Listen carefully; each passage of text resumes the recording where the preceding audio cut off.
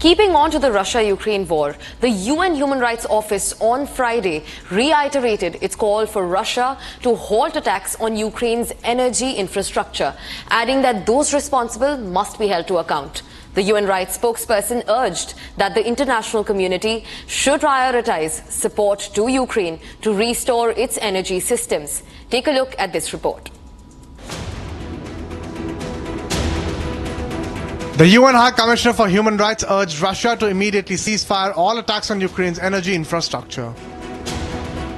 Since March, Ukraine's energy production capacity has been targeted in waves of attacks, causing foreseeable and wide-ranging harm to civilians.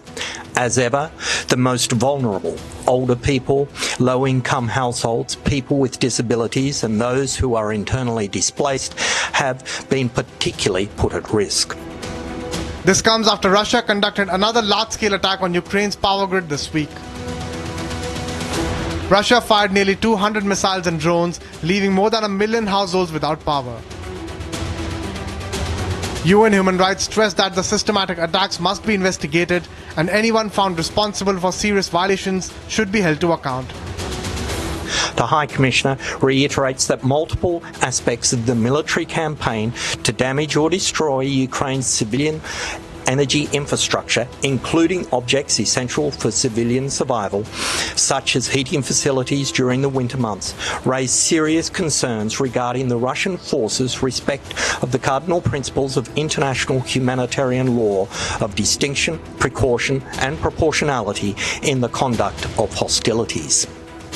These recurring systematic attacks must be investigated and anyone found responsible for serious violations should be held to account. UN urged that the international community must prioritize support to Ukraine to restore its energy systems. UN Human Rights Office observed that repeated strikes on infrastructure have impacted Ukraine's energy sector, often resulting in rolling blackouts in Ukraine.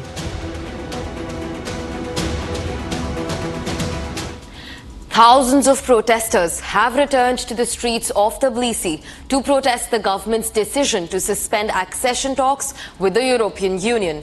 For the second night running, police deployed tear gas and made heavy use of water cannon against the demonstrators. Here is a report that gets you all the details. Hours after Georgian Prime Minister suspended negotiations to join the European trade bloc until 2028, thousands gathered on the roads, sparking massive demonstrations in front of Georgia's parliament on Friday. The move came hours after he reappointed to the job by members of the governing Georgian Dream Party. Protesters condemned the consequences of the decision.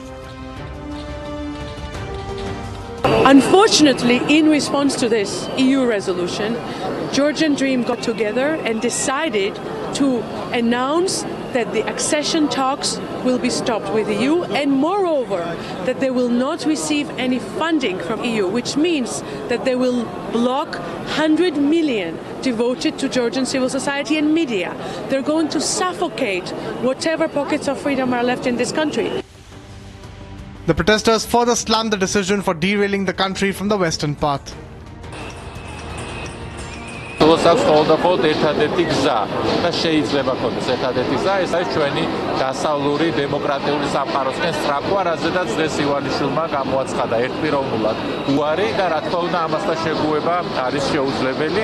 სწორედ ამიტომ გეგმაც და მოქმედების ტაქტიკაც ეს არის პროტესტი და პროტესტი. ყველას რა ფორმითაც როგორ შეუძლია ქუჩაში გამოსვლით, სამსახურში დაფიქსირებით, აფიცვით. With water cannons, pepper spray and tear gas being used to disperse protesters, the clash resulted in several arrests and injuries. After the election, which was widely regarded as a referendum on the country's desire to join the European Union, the voters feel betrayed.